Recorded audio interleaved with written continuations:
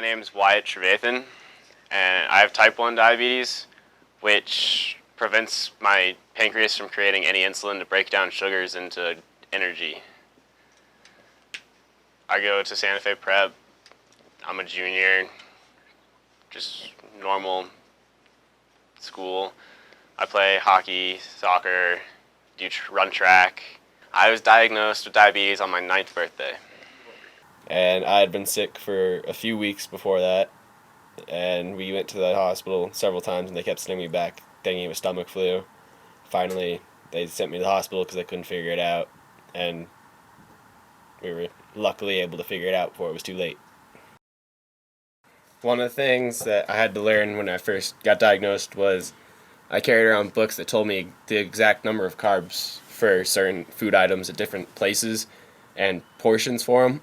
And ever since I was diagnosed, I've had to memorize and essentially learn what carbs are in certain foods, how many carbs, and what to take for those carbs. And it was just a lot more work than I really thought was necessary, but I see how much of an importance it is to keep me alive. One of the hard things about being diabetic is high blood sugars, especially for me, because whenever I get really high, it makes me feel sick and I really don't want to do anything. I feel like I'm going to throw up almost all the time, and it really makes it hard to be around family members and friends because I always get extremely aggressive and angry no matter what, even if they're trying to help me out or anything like that. And no one really wants to be around me whenever my blood sugar's high. The other side of the coin, though, is when my blood sugar goes low, I really have no energy at all. I just want to lay there, but if I do, it'll just keep going low, and eventually I can have a seizure and go into a coma.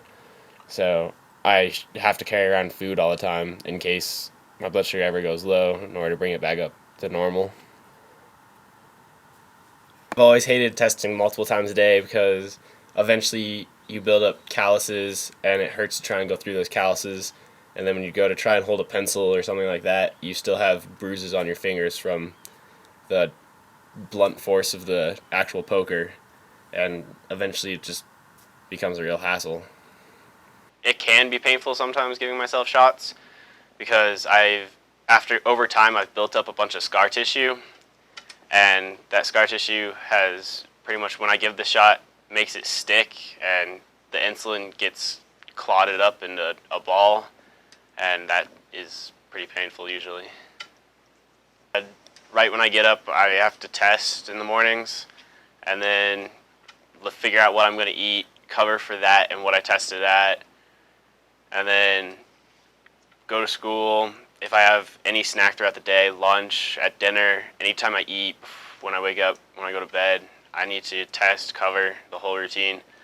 And then just anytime I feel either high or low, test and do what needs to be done to try and keep it normal. Before playing sports, I have to test my blood sugar to try to make it normal, because if it's high or low, I won't have any energy, and I'm always dehydrated, and it just makes it really hard to play. And then afterwards, I want to make sure it's where it should be also, because playing sports can make you go low because of that activity.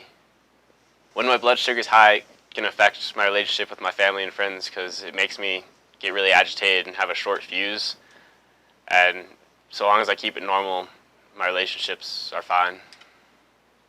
One thing I would say to kids growing up with diabetes is keep it under control and never stop doing what you need to do, because it will affect your body and eventually just shorten your life, and it's hurting not only you but everyone around you.